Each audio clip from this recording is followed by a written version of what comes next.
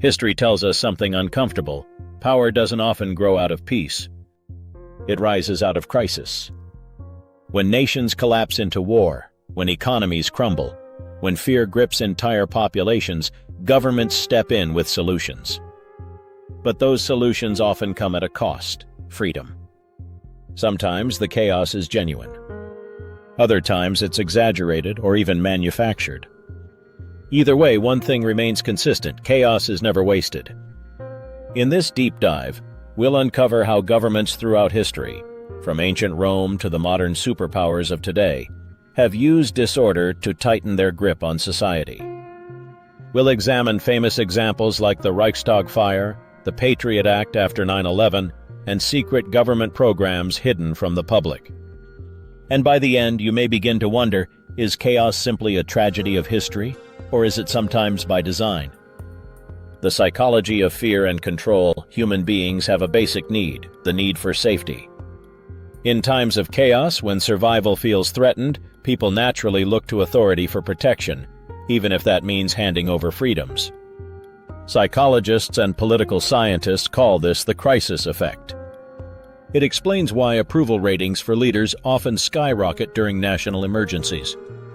Take September 11, 2001. In the days before the attacks, President George W. Bush's approval rating was hovering around 50%. Within a week, it soared above 90%. Why?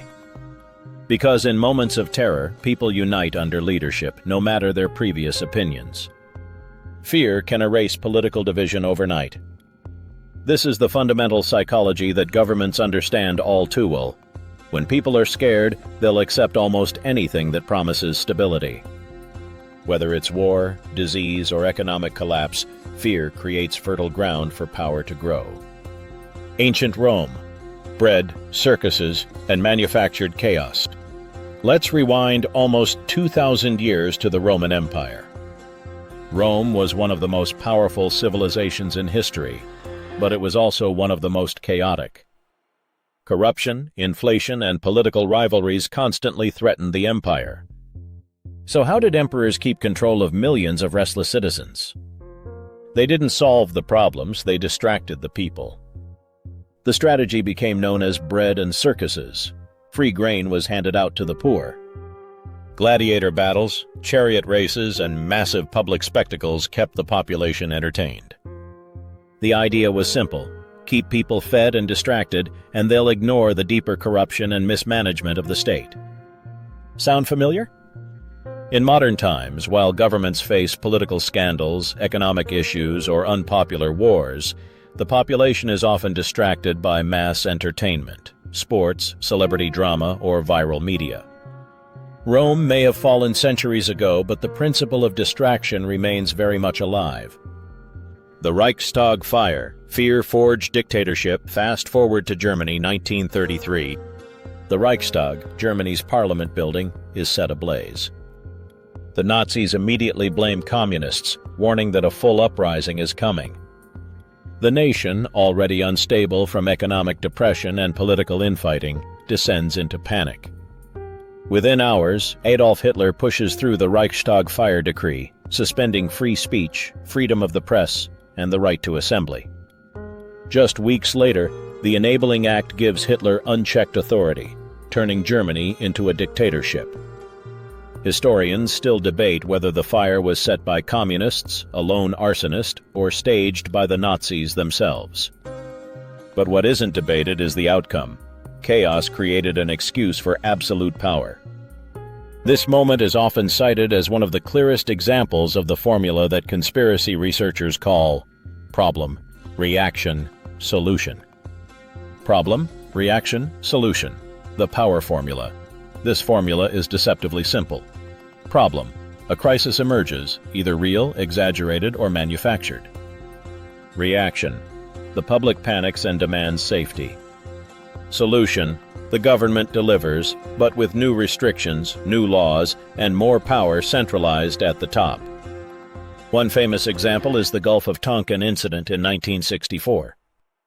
The U.S. government claimed North Vietnamese forces attacked American ships. In response, Congress gave President Lyndon B. Johnson nearly unlimited war powers in Vietnam. But later declassified documents revealed that the incident had been exaggerated, if not fabricated. The result? A war that cost millions of lives, all justified by a crisis that didn't fully happen the way we were told. Chaos creates fear. Fear demands solutions. And those solutions almost always come with more control. The Patriot Act and the War on Terror. Perhaps the most striking modern example is the Patriot Act. In the wake of 9/11, the United States government passed sweeping legislation granting intelligence agencies new powers: wiretaps without warrants, monitoring of financial records, indefinite detention of suspects, and massive surveillance programs. At the time, many Americans believed these measures were temporary. But over 20 years later, much of the Patriot Act remains in effect. In 2013, Edward Snowden leaked classified documents proving that agencies like the NSA used these powers to build one of the most sophisticated surveillance networks in history, collecting data on millions of ordinary citizens. The message is clear. Once freedoms are surrendered in chaos, they rarely return. Economic chaos as a power tool. Not all chaos comes from violence. Sometimes it comes from money. During the Great Depression of the 1930s, unemployment skyrocketed, banks failed, and millions were left desperate. In response, President Franklin D. Roosevelt introduced the New Deal. While it provided relief, it also permanently expanded federal authority into areas of life it had never controlled before. Fast forward to the 2008 financial crisis. The housing market collapsed, banks failed, and millions of people lost their homes. Governments rushed to bail out large corporations and banks, institutions deemed too big to fail. The result? Small businesses and ordinary citizens suffered, while financial giants became even larger and more powerful. Economic chaos doesn't destroy wealth. It redistributes it upward, consolidating control in the hands of fewer people and institutions. Hidden programs exposed, MKUltra and AMP, COINTELPRO. Chaos isn't always global. Sometimes it's engineered on a smaller scale. Take MKUltra, the CIA's secret mind control program exposed in the 1970s. The project dosed unwitting citizens with LSD, conducted psychological torture, and experimented with brainwashing. All justified under the fear of the Cold War. Or COINTELPRO, an FBI program designed to infiltrate and disrupt activist groups in the 1960s. Civil rights leaders, anti-war activists, and political dissidents were spied on, harassed, and discredited. These programs reveal a chilling truth. Governments don't just respond to chaos, they sometimes create it, using fear and disorder as cover to silence opposition and expand secret powers. Pandemics and emergency powers disease has always created opportunities for control. In the Middle Ages, kings used quarantines to enforce power over populations. In the 20th century, governments used outbreaks to justify travel bans, curfews, and restrictions.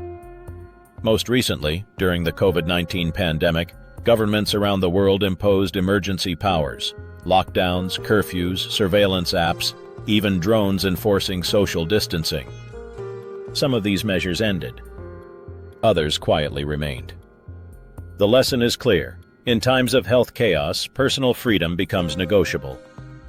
And governments rarely give back everything they take. Divide and rule, manufactured social chaos. Not all chaos comes from external threats. Sometimes it comes from within. The strategy of divide and rule is as old as empire. Colonial powers deliberately stoked ethnic and religious tensions to keep populations weak and divided. Today, the same principle is visible in politics. Citizens are encouraged to fight each other, left versus right, conservative versus liberal, neighbor versus neighbor. This constant infighting distracts the population from larger systemic issues. Chaos doesn't have to be violent, it just has to be distracting enough to prevent unity. The media machine and narrative control. Chaos spreads through stories, and stories are controlled by media. In Nazi Germany, propaganda minister Joseph Goebbels mastered the art of narrative control, using state media to amplify fear and obedience. Today it's more subtle, but far more powerful. News outlets, social media platforms, and algorithms amplify outrage, panic, and division. Fear-based headlines go viral, creating a constant state of emergency in the public's mind. When chaos dominates perception, governments and corporations gain the freedom to act without much resistance. Modern chaos, cyber war, and digital disruption. The next battlefield of chaos won't just be physical, it will be digital.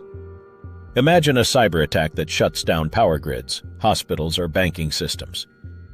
Panic would spread instantly.